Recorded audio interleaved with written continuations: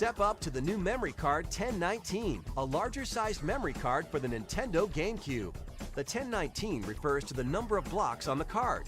Each game uses a certain number of blocks to save game information. More blocks means you can save more game progress, store more preferences, and preserve more sports statistics from your favorite Nintendo GameCube games all in one card. 1019 blocks should be more than enough, even for the most hardcore gamer. Get the Nintendo GameCube Memory Card 1019 and play your game your way. Hey, what's up guys? How's it going? So, memory cards.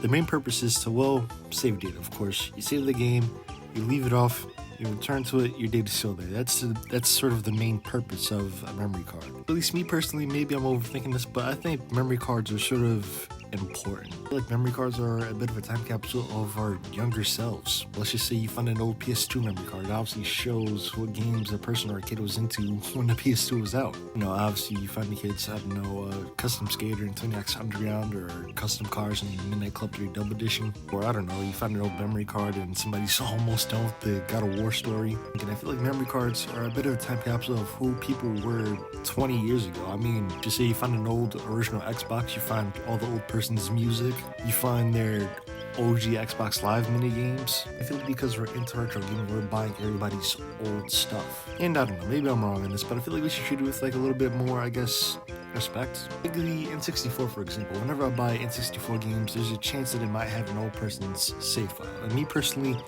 I try not to delete that save file, unless I have to. If there's an empty space, I might as well take it. I'm definitely not going to delete a person's save file from that game, because you never know. Whoever owned this game originally, this could have been their favorite game at the time. Somehow knitted up in your hands.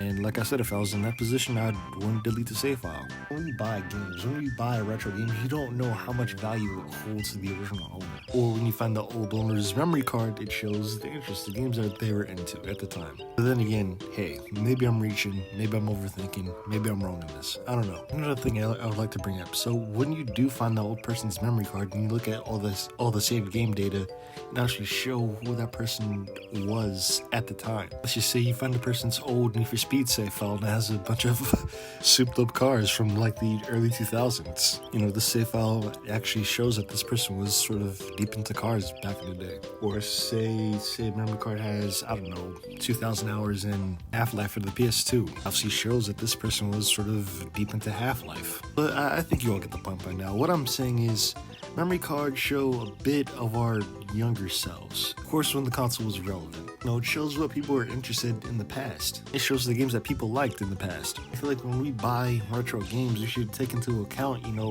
the original owner. Of course, there's no chance in the world that we're going to run into the original owner, but we should still take into account, you know, what if this was the original owner's favorite game? What if this was the original owner's only game they had? Maybe that's why there's so many hours into this one game.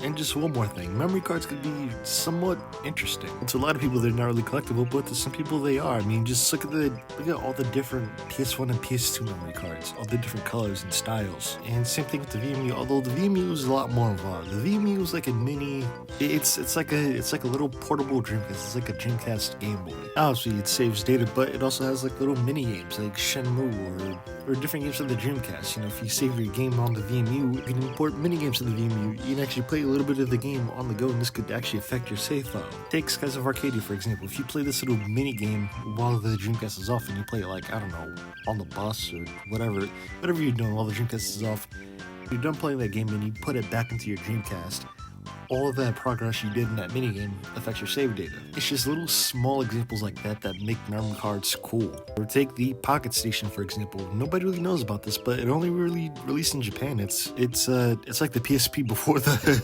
PSP. Though unfortunately it released only in Japan.